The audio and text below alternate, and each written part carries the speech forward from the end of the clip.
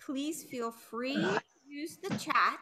If you have anything to say, and then Goldie will instruct further, and open it up for questions and conversations. And as she does, you can mute and unmute yourselves. And so thank you so much. I greatly appreciate it. And, I'm going to introduce Goldie, even though she knows she needs absolutely no introduction whatsoever. And this is not her first go around with us in this. But, as everybody knows, Goldie is a reader. And she says it's one of her all-time favorite things to do. And in addition, I feel that she's an excellent speaker as well. And we are always so lucky when she shares her talents and her passions with us. So not only does she like to read, but she will read almost anything she says. And she always has a library card and she uses it. And if you remember from last time, she does not like to read ebooks, which I was surprised at, but there is nothing like holding a good book. Even though she is retired, she is busier than ever in just a few things like book clubs and Hadassah, just to name a few. And so it's with joy and anticipation. And I always look forward to learning from everything that Goldie does. So Goldie, thank you so much. Thanks, Lori. That's really sweet. And thanks everybody for being here. I'm curious, has anybody read the book? Love and Treasure by Ayelet? Whoa. Okay. Did you like it? Thumbs up? Yeah. Okay. So if you're like me, you've probably read a lot of Holocaust novels, and I can read them for a while. And then after a period of time, I've just overdosed on them and I can't do it anymore. I need to take a little break. Lately, I've been drawn to World War II novels where the Holocaust, meaning the atrocities that were that happened to the Jews and others, is the backdrop. It's not the central storyline. And I think it's for this reason that I was drawn to Love and Treasure one day as I was wandering through the stacks at the Quarry Road Library, which is one of my favorite things to do. So Love and Treasure by Ayelet Waldman is not about the war or the Holocaust directly. For those of you who have read it, you know that it's 3 linked stories in different time periods that all center around the Hungarian Jewish community. The story centers on the Hungarian gold train, a 46-car freight train loaded with confiscated and looted personal items from Hungarian Jews. And it is one peacock pendant that is the item from which the 300-page book is written. So for the few of you who haven't read the book, this is the basic storyline. In 1945, just outside of Salzburg, Austria, Allied soldiers capture a train filled with piles of gold watches and fur coats and silver picture frames and other jewelry and Shabbat candlesticks, paintings, all kinds of artistic loot. Jack Wiseman, a New York Jew, is the lieutenant who is charged with making order and some kind of sense out of this pile of loot. So when I think about this, a 46-car train, gold watches are really small. I mean, can you imagine how many gold watches you could get into one train car? And this train is 46 cars long. So when I try to imagine how much stuff we're talking about, it's frankly completely unimaginable to me. I can't wrap my brain around it. But anyway, that's Jack Wiseman's job, to make sense and to somehow organize all this stuff. And he takes the job very, very seriously. As if the task itself were not challenging enough on its own, Wiseman actually knows what he's looking at. Wise man. Get it? Jack Wiseman. He's emotionally racked by the work, and he's determined to inventory the items so they can be returned to their rightful owners in time. Okay, maybe not quite so wise. Enter Alona, a beautiful Hungarian who has lost everything in the ravages of war. Drum roll, please. Love story. Before leaving his post, Wiseman takes, emphasis on takes a peacock pendant with a locket containing the picture of an unknown woman. 70 years later, Wiseman gives the picture locket to his granddaughter, Natalie, and charges her with finding the woman or her descendants. Natalie takes this seemingly impossible task very seriously, mirroring the effort with which Wiseman assumed his tasks. Her story takes us into the underworld of the art world, where she meets a suave and shady art historian. Drum roll, please. Another love story. The novel ends with the story of Nina, the patient of a Hungarian psychoanalyst and the rightful owner of the pendant.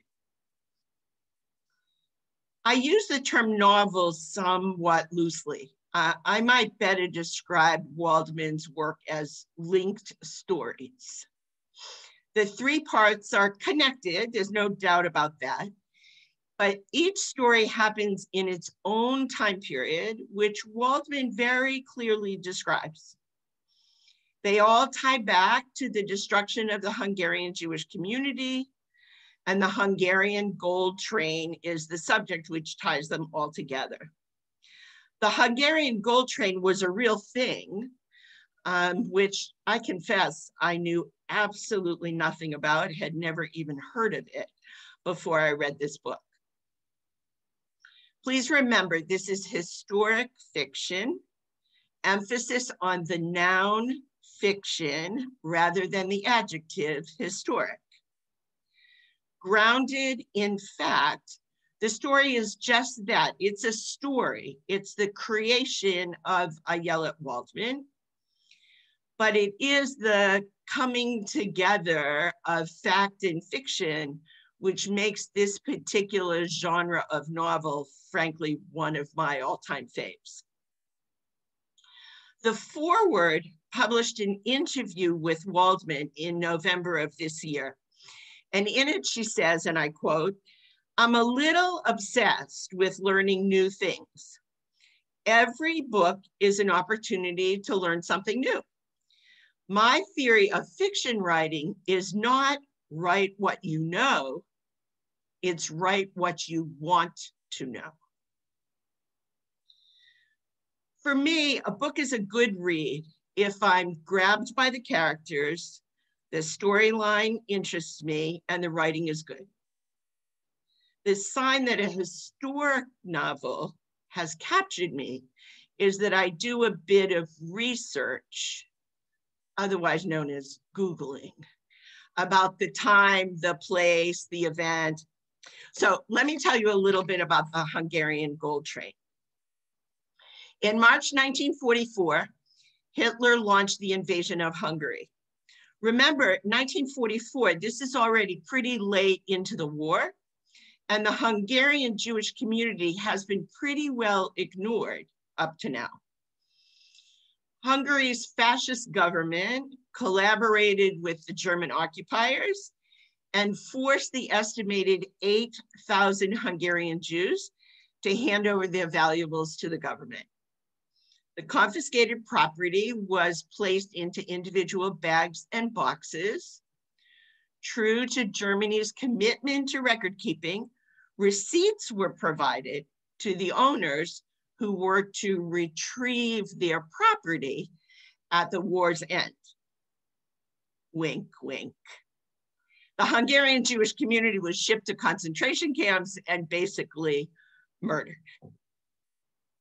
Late in 1944, the Soviet government was advancing on Budapest, on Hungary's capital, and a government official concocted this plan to get the Jewish loot out of the country. A 46-car freight train was loaded with 213 people on board, and it was headed for Nazi Germany via Austria. 24 cars, imagine this, 24 cars carried the confiscated items. 24 train cars. 15 cars carried Hungarian and German troops who were guarding the loot, together with the ammunition, the food, and the drink. This, I think, is amazing. 7 cars carried coal miners who were aboard just in case the booty needed to be buried en route. The estimated value of the train's contents vary depending on the source of the estimate. The Hungarian government records an estimate of the value of the property at $350 million. This is in 1945 dollars, 350 million. Other estimates value the property at $50 to $120 million in 1945. Just like it was a whole big bunch of stuff in those 24 cars. At the end of the war, the United States took custody of the train, which was now in Austria. Rather than returning the contents to Hungary, which was what we were supposed to do in accordance with international restitution agreements, the US Army now looted the train. Many of the items were sold through Army exchange stores. Others were sold off at auction. And some of the items ended up in the hands of high-ranking Army officials who were stationed in Europe to oversee the Marshall Plan, which was the reconstruction of Europe after the war.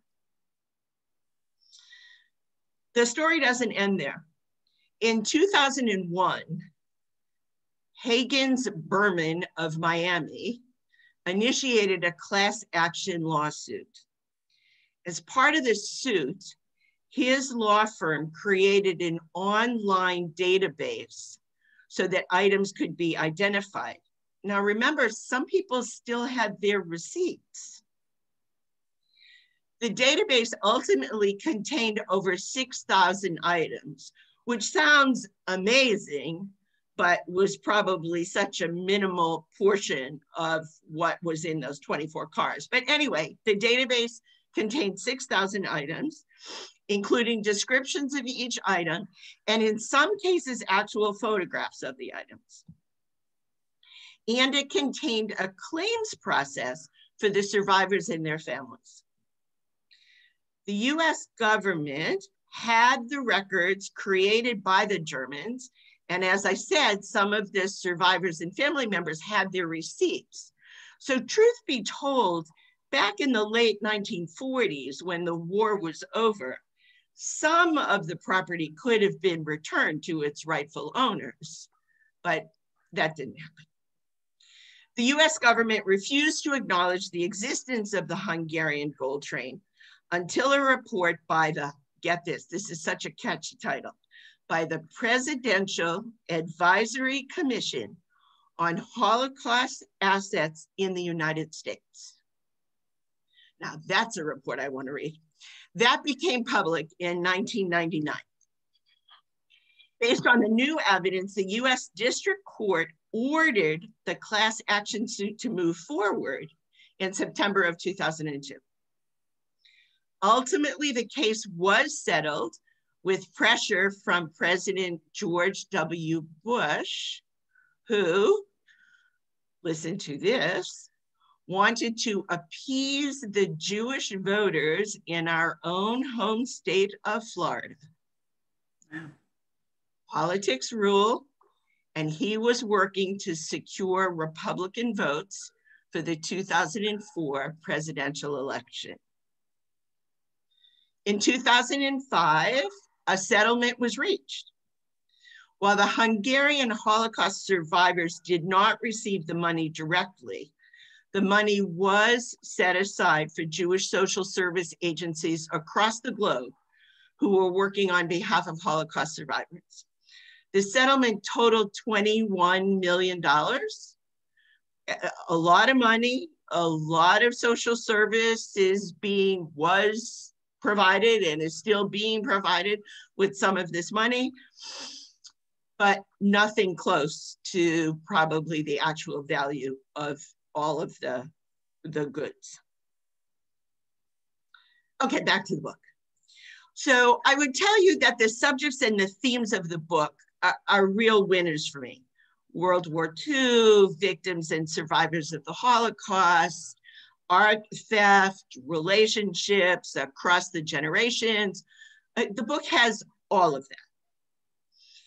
I was certainly engaged by the first part. I cared about Jack Wiseman.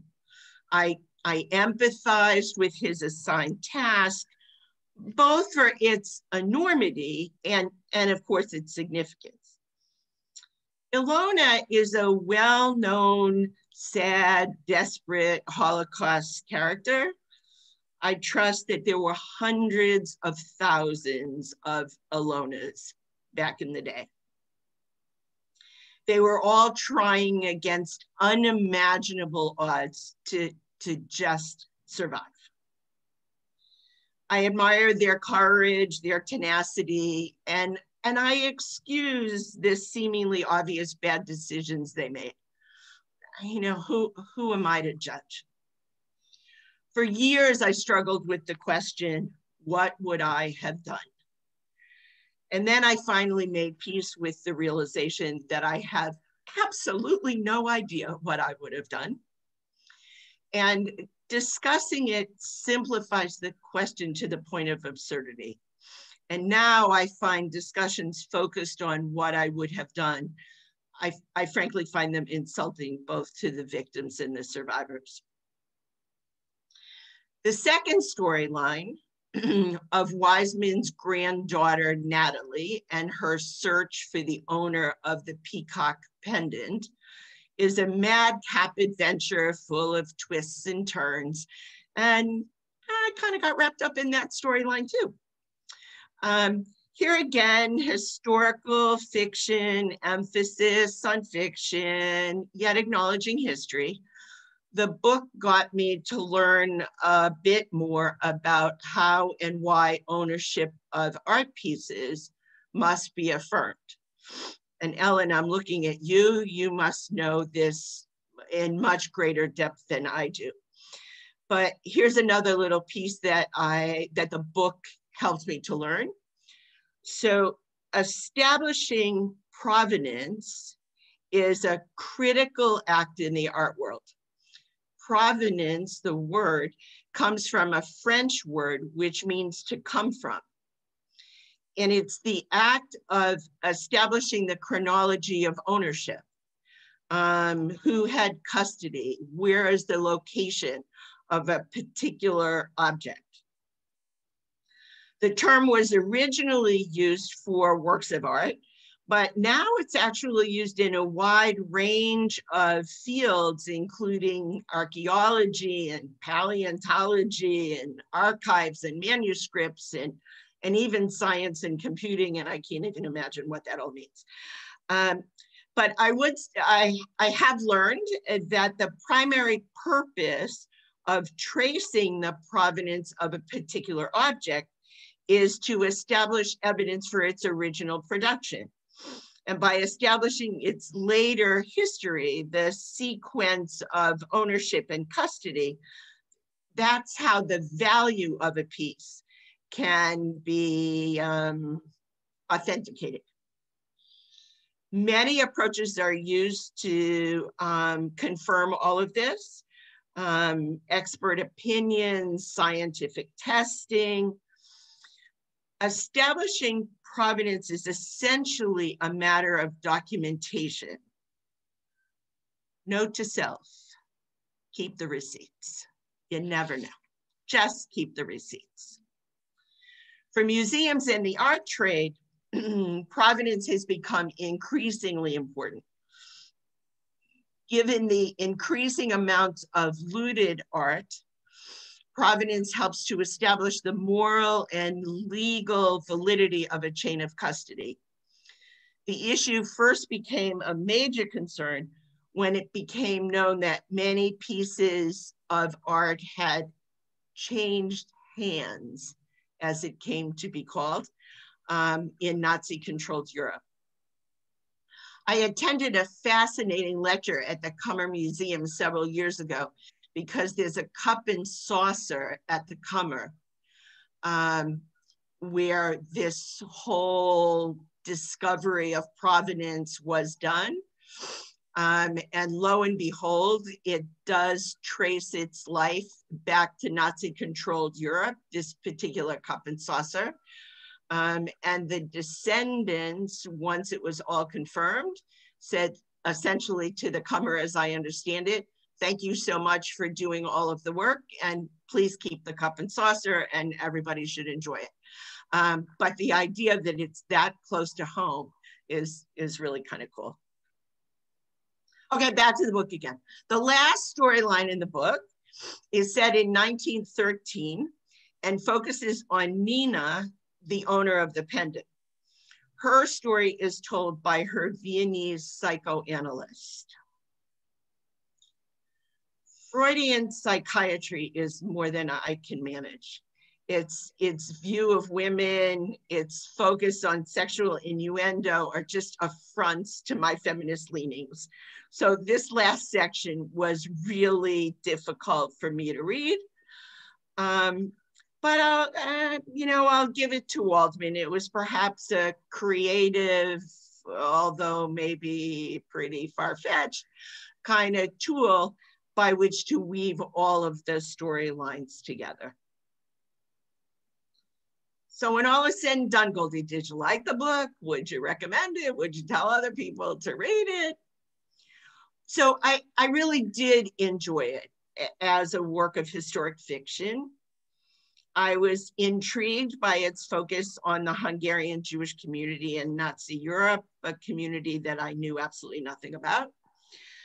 For the most part, I think it was well written. It lapses into a bit of sentimentality in some spots, but I excuse that for the horrific times in which some people are just trying desperately to maintain their humanity. And these are some pretty desperate lovers whose choices can really tear them apart. I particularly admire Waldman for her ability to write differently, to reflect or to emphasize the storyline that's happening in a different place in a different time. I thought that was pretty cool. Each storyline has a strong female character. Love that part. The supporting characters are very clearly drawn. It was very easy, for example, for me to create a physical image of Amitai, the art historian. He was suave yet shady. He was seductive yet untrustworthy. Yeah, I got a whole image of what this guy looks like. Love and Treasure embraces many different topics: the Hungarian gold train, the Holocaust, women's suffrage, love, family, relationships, right and wrong, what makes a good person. And what ties it all together? This one peacock pendant. Let me end this review with a paragraph of Jack Wiseman's. I was really taken by this. So here's a piece from the book. The wealth of the Jews of Hungary, of all Europe, was to be found not in the laden boxcars of the gold train, but in the grandmothers and mothers and daughters themselves, in the doctors and lawyers, the grain dealers and psychiatrists, the writers and artists who had created a culture of sophistication, of intellectual and artistic achievement. And that wealth, everything of real value, was all but extinguished. So here's my takeaway. Let us cherish what is valuable, and all the rest is just stuff.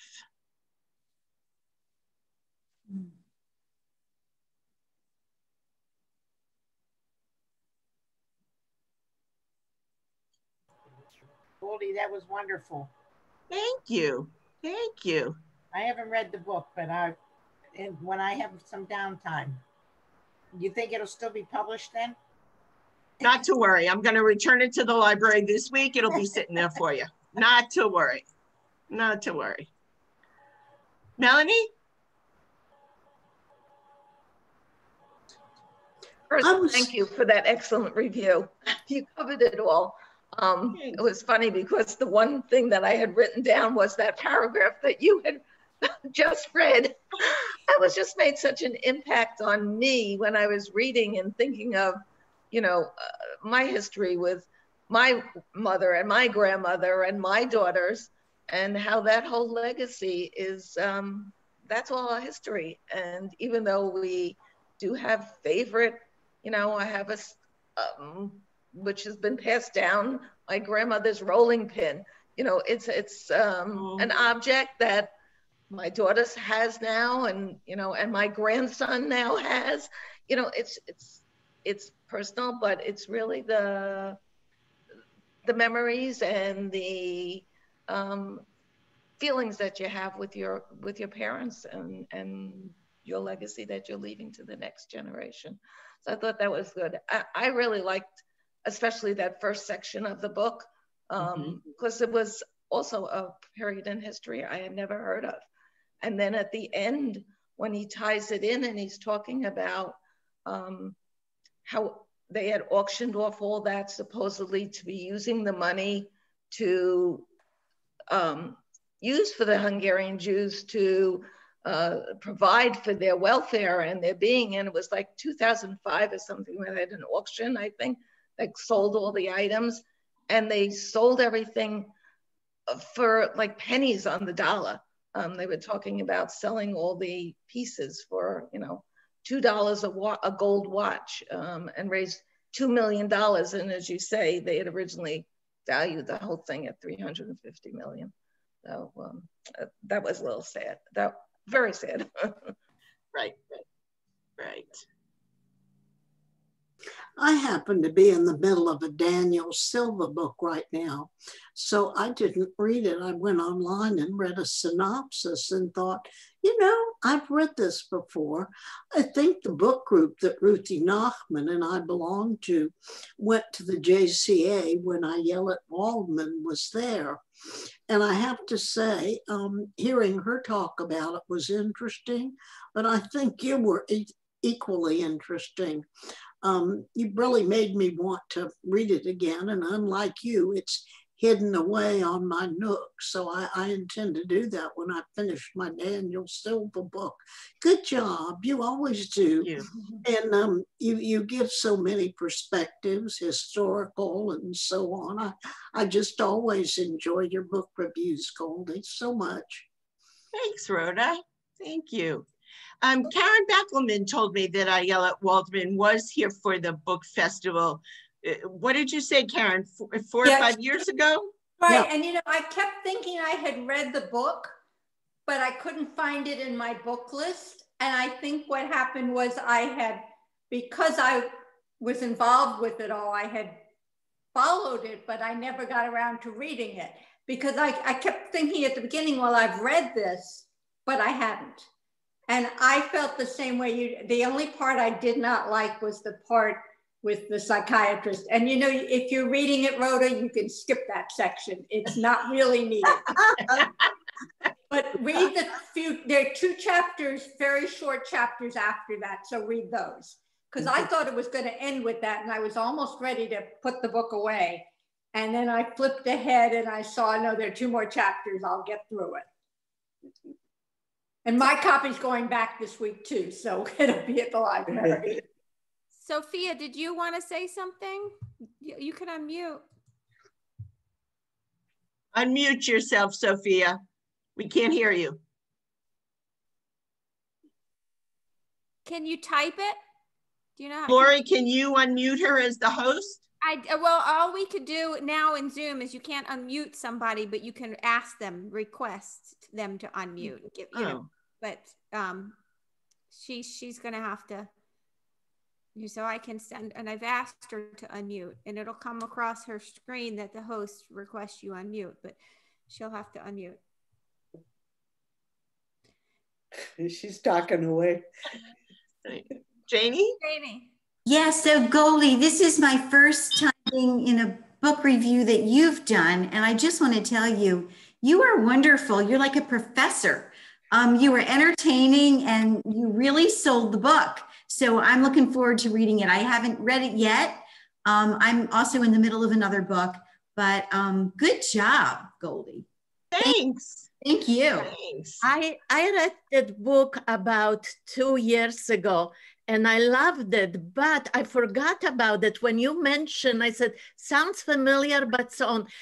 But I was reading another book, so I got a book on tape, which is wonderful because whatever I was walking and doing and so on, I was listening to it. And yes, I agree. I did like the first one the best. I like the second one because there was something going on between them, and they were about, and he was talking about the Syrian family that he had, and he was from a Syrian background, but he was Israeli, and I like that too. Yes, the third one is a little bit much harder, but at least we knew what exactly was going on with especially the psychoanalysts and so on. It's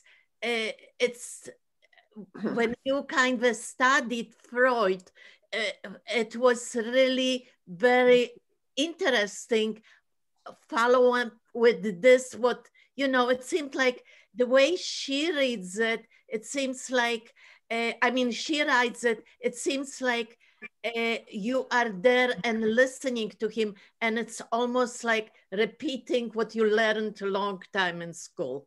But I love that book. I'm glad you enjoyed it. That's great. That's great. Goldie, Juliana? Yeah, I just have to say you did it again. Like, thank you so much. As you know, I downloaded the book about a week ago, 2 weeks ago. And I'm like, you know, I'm having trouble reading these days. I don't have much time. But like now I'm really anxious and looking